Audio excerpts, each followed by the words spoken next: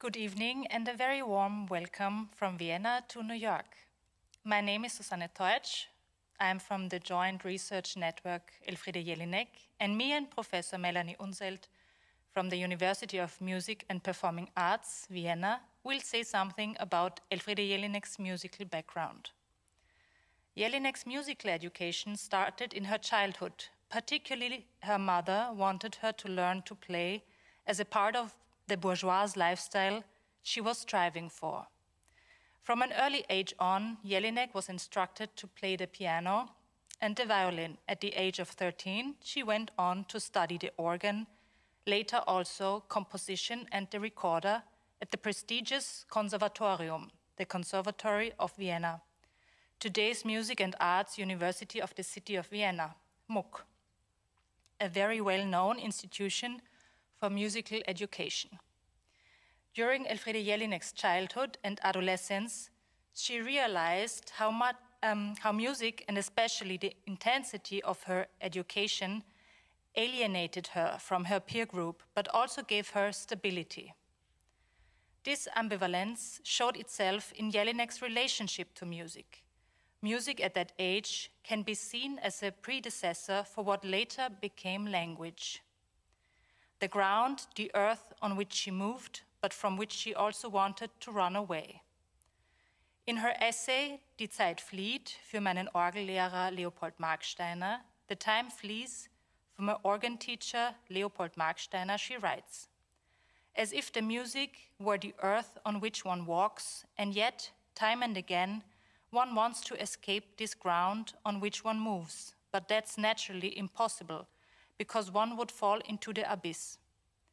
She describes this experience that started as a child, marking her way into the upsides, the sideline, which is, by the way, also the title of her Nobel Prize lecture. She says music, especially the one by Franz Schubert, but also Gustav Mahler, or the contemporary music of Patricia Jünger and Olga Neuwirth, makes us strangers. It alienates us from ourselves, while it circles around one topic over and over again, transcending the category of space.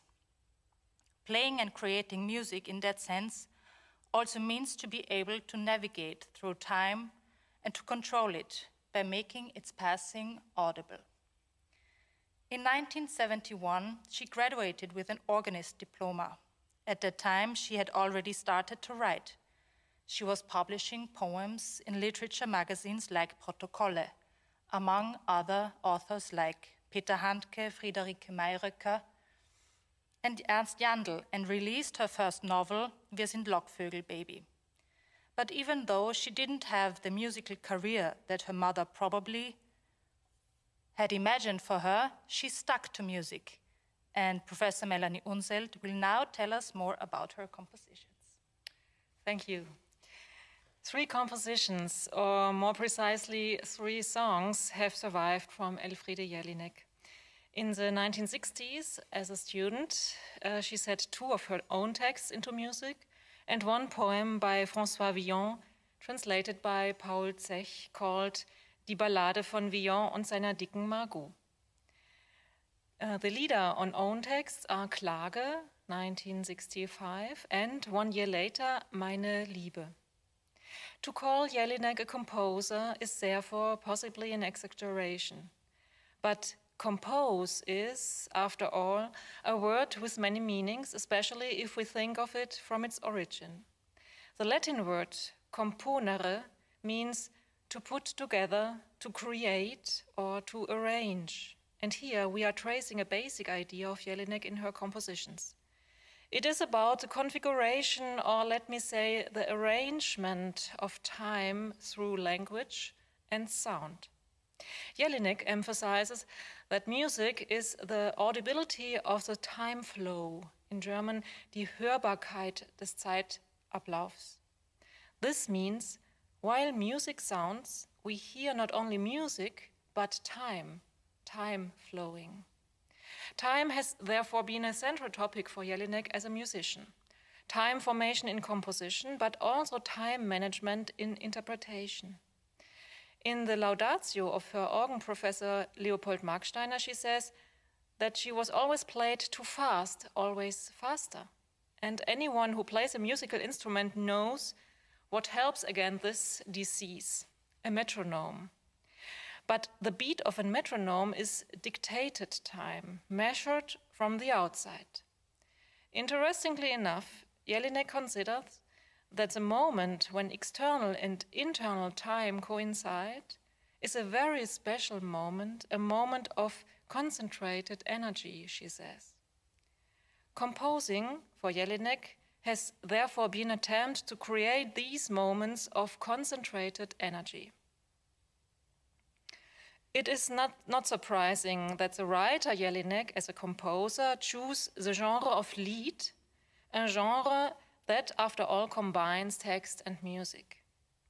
Irene Suchi has pointed out that women composers, such as Fanny Hensel or Clara Schumann, to whom Jelinek also refers literally, often compose lieder as the only possible genre in the context of female musical creativity. That's true.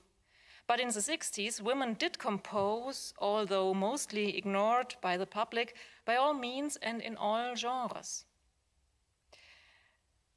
So I think in the case of Jelinek's compositions, there's another point to consider.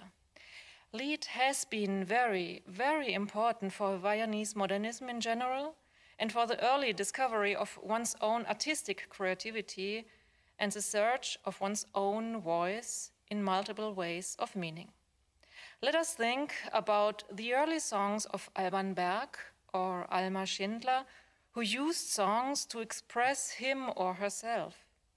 Let us think about the experiments that Arnold Schönberg undertook with voice, for example, in Pierrot Lunaire, and many others.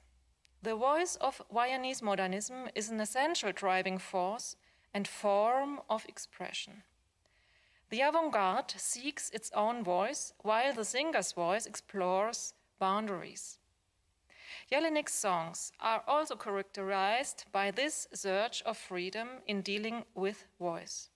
In the Ballade, for example, the instruction very free, sehr frei, is found right at the beginning, and the rhythm structure almost seems to disappear. In this way, we can observe, while the voice and the words emancipate themselves, the tonal repertoire Jelinek uses is rather fixed and well structured. It follows the idea of dodecaphony and thus refers to Viennese modernism. So there's a certain friction in Jelinek's compositions, a friction between freedom and rules. Jelinek's compositional attempts are a brief episode in her artistic CV. She felt that composing was all too exhausting, that expression in language was closer to her. In conclusion, however, let me just briefly mention that Jelinek's texts, from a musical standpoint, show multiple phenomena that seems to be borrowed directly from musical composition techniques. Not only topics, not only forms, but also and especially configuration of language material and the composition of time.